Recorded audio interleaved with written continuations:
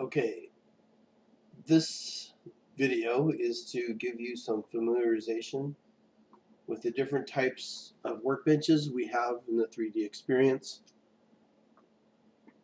So for the new users, my ENG T185 class, once you've been given an account, you will be given access to ENG T185 students folder. And this is where all this information is stored, so you can hit this arrow and you can choose from the list. Now, I cannot switch when something's up. I'll try and switch to 193. This will come up. I have to have all the models closed before I can switch which folder I want to be in. So again, all models must be closed off. I'll do that here in a second, but first I want to go through some of the most common types of things we make in our class. This here is a part all done with surfaces.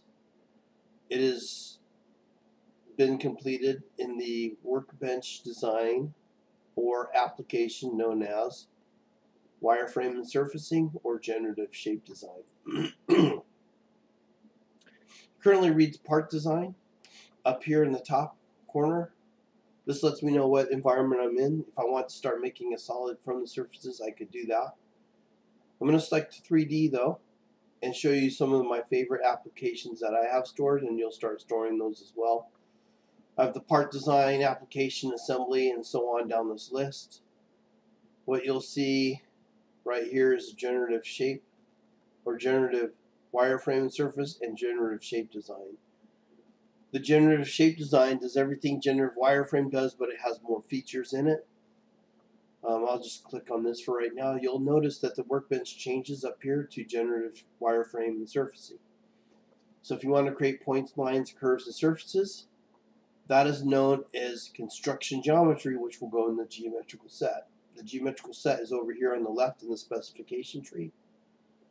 And you can see all the different types of features used to create the surfaces in the geometrical set. Again, elements in the geometrical set are known as construction elements.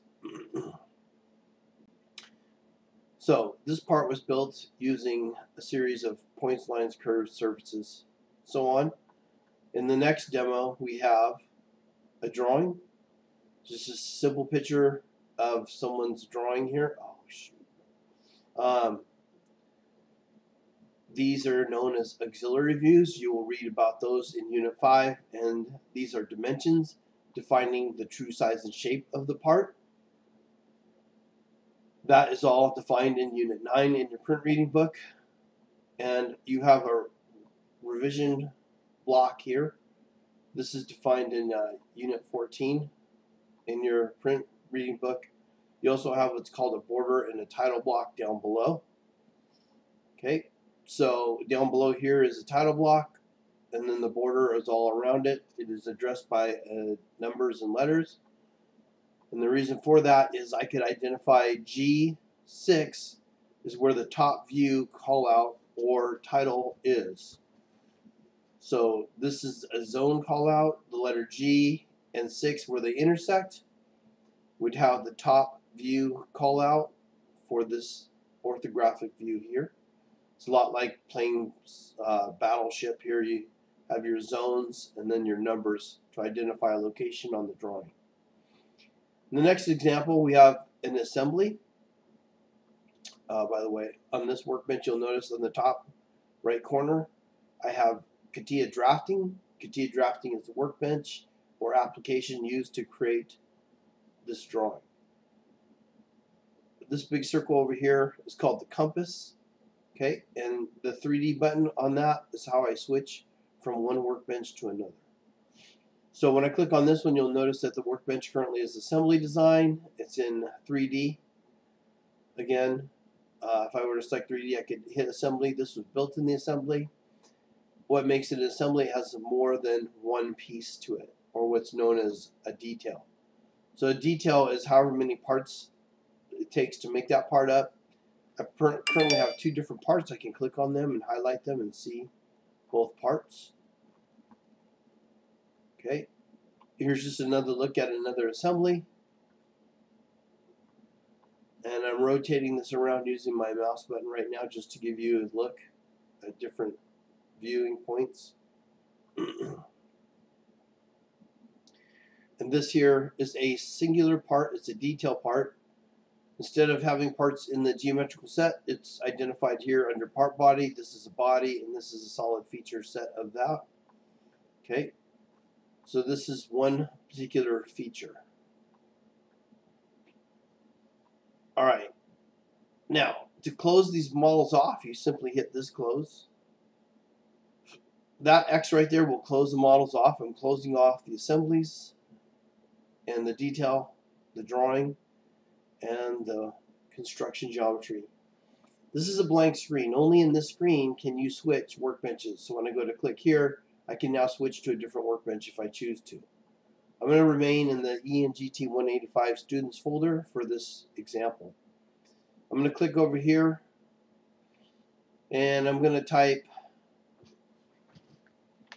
surface, and it will find several models that have the name surface in it. And you literally could pull up any one of these models as a sample. I'm just going to scroll down.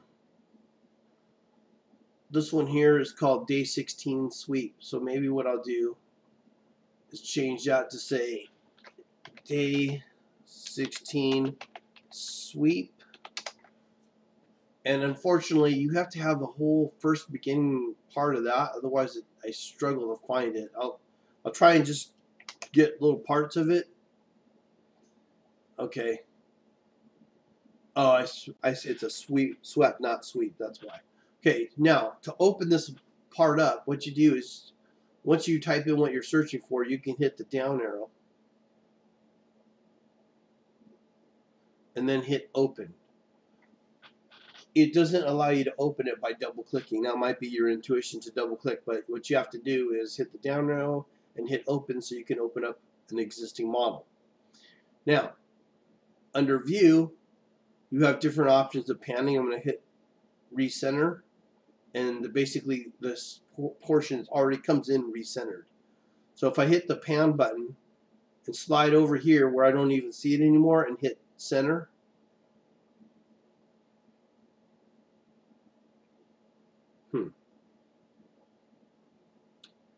oh, sorry. When I hit center, I can click over here, and then it puts that back to the center of the screen. So again, whoops, I use the pan button here.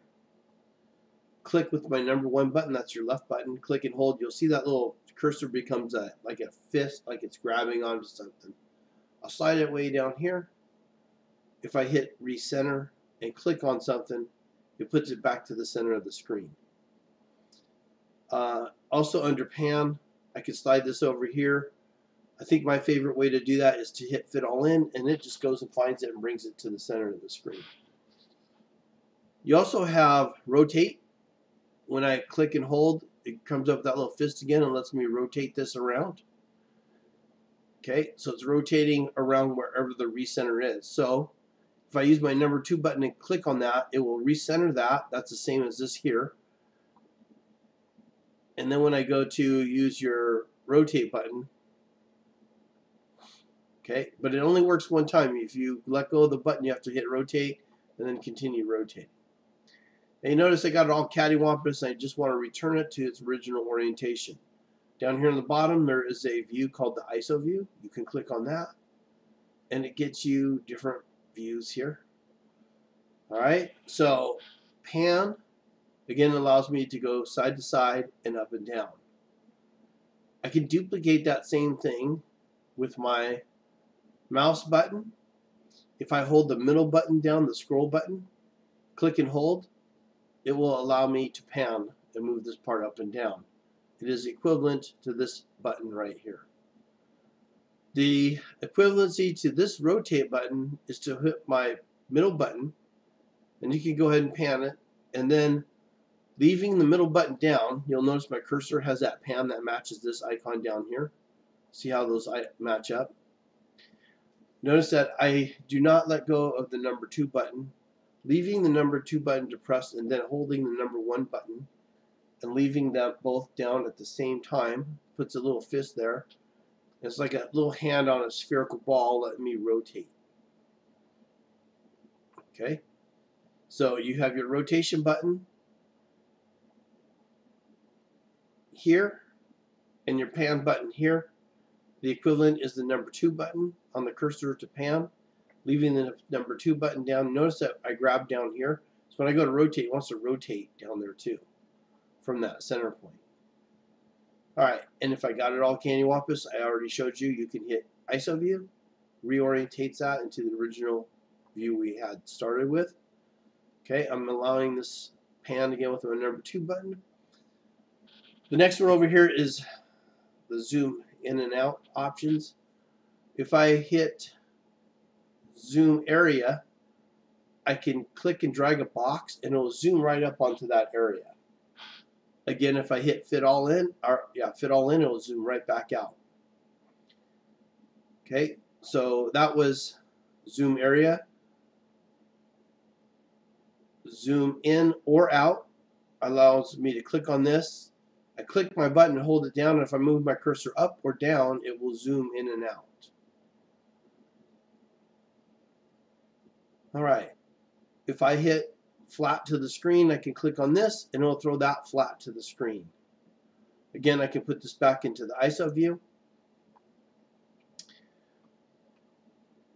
So we've pulled up a part that was done in the construction geometry, which means all elements reside in the geometrical set. As I open up what's called the specification tree, you can see all the elements used to create this part.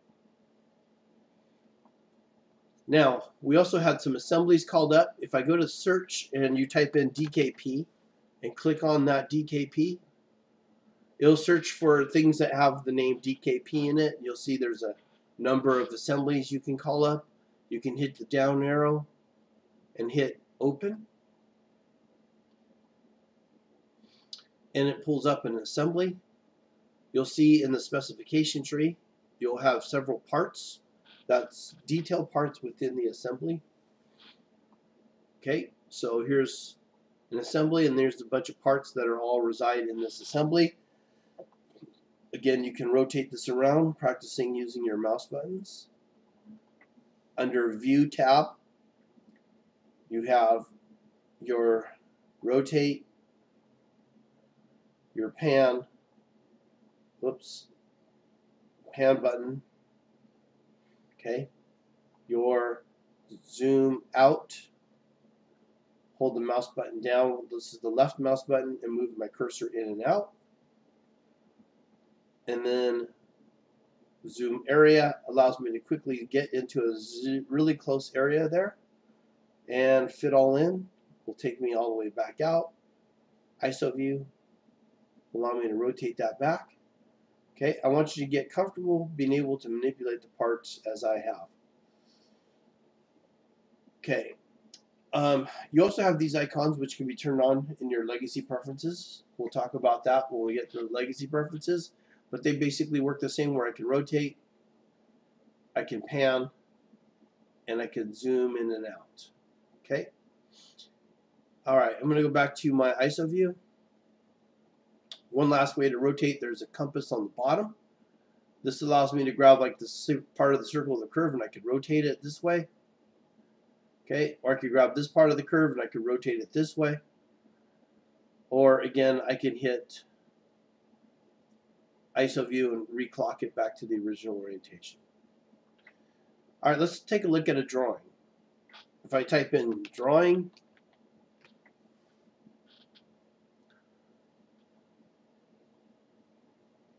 you see I have this one over here. You can hit the down arrow and hit open. That one should have came up for you. It has the word infrastructure in it too.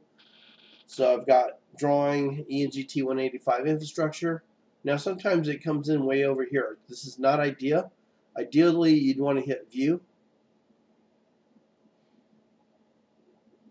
fit all in, and this will fit this into the window. Now sometimes that doesn't work. I'd have to right click on sheet 1 and hit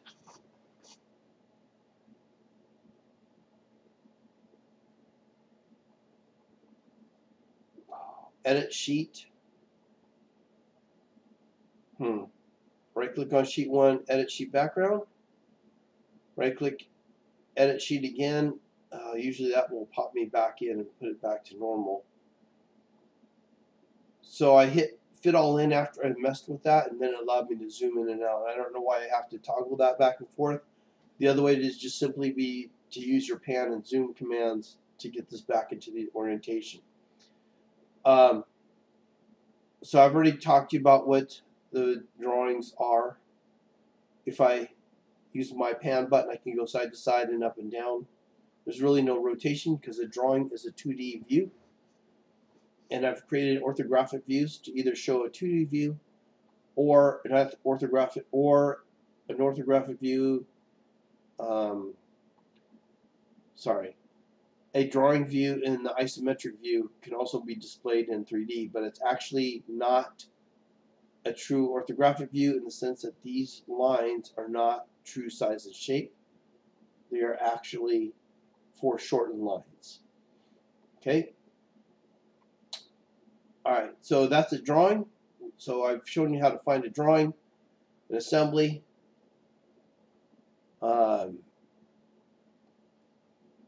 The surfacing parts, let's go back to DKP and look for an individual detail part.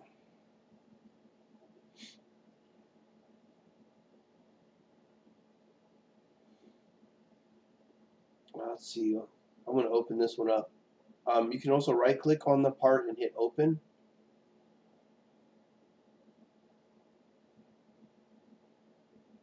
This is a bunch of surfaces, looks like. No, sorry.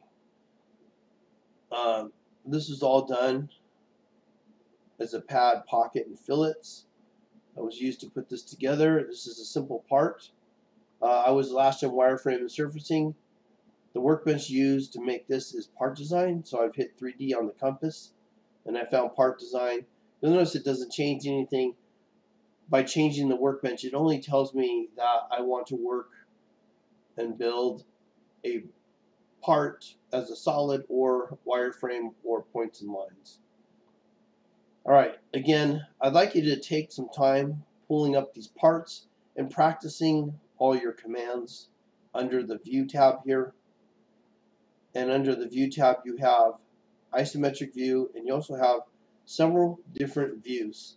I'd like you to click on each one of them just for fun and see what it does when you click on each one. When you're done clicking on each one, return back to the ISO view. And then I want you to also practice clicking on this and picking a flat face. Anything flat will go flat to the screen. Practice again your zoom in and out and zoom area, rotating here and here as well as with your mouse. And later on you can try these out here when I show you how to set up your parameters and your preferences.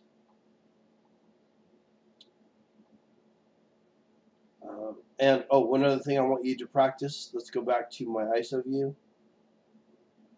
There are several different ways to view the part using the shade command. If I click on this, I can hit wireframe and shade with hidden edges.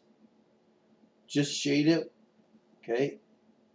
I like usually to see with the edges on there. It makes it a little bit easier for me to see that. And also you'll be learning to shade with material. Had material been applied, such as aluminum or steel, it will shade that to look like aluminum or steel. In this event, we don't have any of that, any of those options. Okay, so you won't see anything applied, anything really change when we apply material. Later on, we'll show you how to apply material, and you can have fun playing with these buttons here.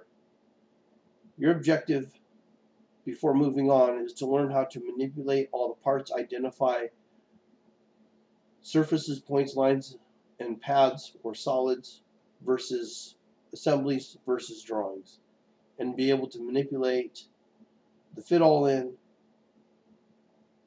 recenter, pan, rotate, zoom in and out, zoom area, normal to view, the many different stored orthographic views, as well as the many stored shading views. And also learning to manipulate this part using your mouse, like I am now. Alright, that concludes this video.